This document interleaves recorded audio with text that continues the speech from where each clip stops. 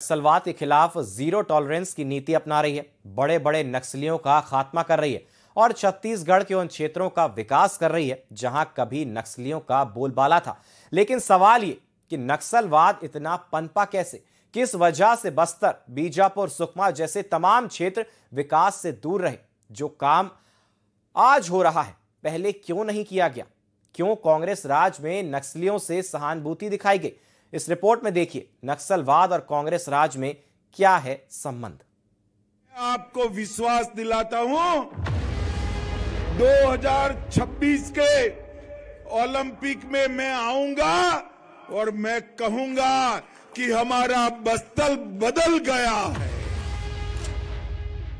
छत्तीसगढ़ नक्सल मुक्त होता है, पूरे देश में से नक्सलवाद का खात्मा होता है।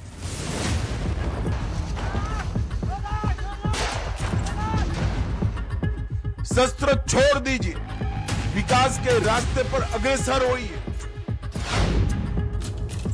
जितनी भी योजनाएं हैं, इसके सबसे पहली प्रायोरिटी मेरा बस्तर है। कई युवा ये रास्ते पर हथियार छोड़कर आएंगे और अपने जीवन को संवारेंगे। नक्सल एक वक्त था जब तमाम आदिवासी क्षेत्रों को नक्सलियों ने अपना गढ़ बना रखा था। ये कहना गलत नहीं होगा कि एक समय नक्सलियों का राज हुआ करता था, लेकिन केंद्र की मोदी सरकार के सत्ता में आने के साथ ही नक्सलवाद के खिलाफ मुखर नजर आई। मोदी सरकार और गृह मंत्री अमित शाह की रणनीति के चलते अब नक्सलवाद अपनी आखिरी सांसें ले रहा है। जो सरेंडर हुए उनको बसाने का काम किया और नक्सल प्रभावित क्षेत्र जो विकास से पिछड़ गए थे उनको विकसित करने का अभियान भी नरेंद्र मोदी सरकार ने चलाया है। लेकिन सवाल यह है कि नक्सलवाद का अंत करने में इतना समय कैसे लग गया? देश के विकास में सबसे बड़ी बाधा नक्सलवाद को क्यों पहले ही खत्म नहीं किया गया? तो जवाब है कांग्रेस की नक्सलियों के प्रति सहानुभूति। कांग्रेस राज में नक्सलवाद सबसे ज्यादा पनपा। साल 2018 सुकमा में नक्सली हमला, 9 सीआरपीएफ जवानों की गई जान। साल 2019 गढ़चिरौली में नक्सली तांडव, 15 पुलिस वालों और 1 नागरिक को मारा। साल 2021 सुकमा बीजापुर में हमला, 22 जवान हुए शहीद। साल 2023 दंतेवाड़ा में धमाका, 10 जवानों के साथ डीआरजी जवान की मौत। बस्तर, सुकमा, बीजापुर इन सभी इलाकों में नक्सलियों ने आतंक मचाया हुआ था, जिसके चलते यहां विकास कभी पहुंच ही नहीं पाया।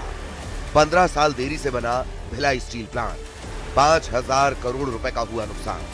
कांग्रेस राज में नक्सलियों का आतंक, सड़क निर्माण में लेते थे 7 से 10% कमीशन, स्कूल कॉलेज से 2 से 3% की करते थे वसूली।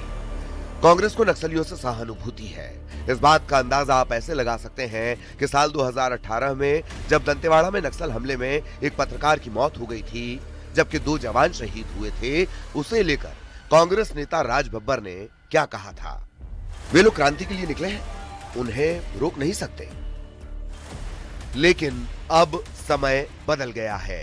बीजेपी सरकार नक्सलियों के खिलाफ जीरो टॉलरेंस की नीति अपना रही है और एक के बाद एक बड़े नक्सली का खात्मा कर रही है।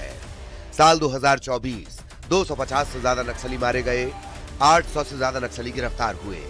साल 2025 100 से ज्यादा नक्सली मारे गए, हिड़मा को मौत के घाट उतारा, हिड़मा के साथ कई साथी भी मारे गए। 1000 से ज्यादा नक्सलियों का सरेंडर। क्या आप सब लोग आज साक्षी बन रहा है?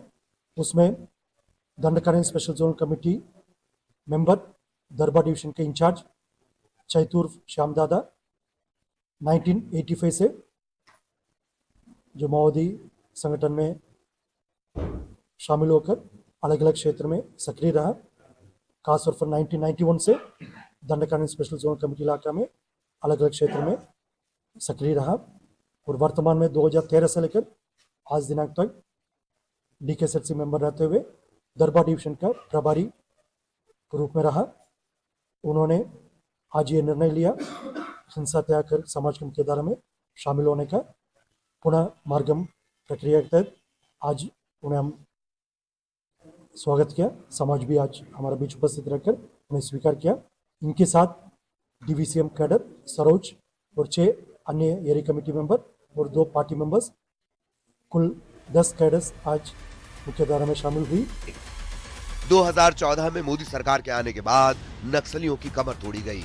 जवानों के साथ साथ आम इंसान को भी नक्सल प्रभावित इलाकों में सुरक्षा दी गई और उनकी जान बचाई गई, जबकि नक्सली हिंसा में भी 53% तक की गिरावट आई। Bureau report, news 18।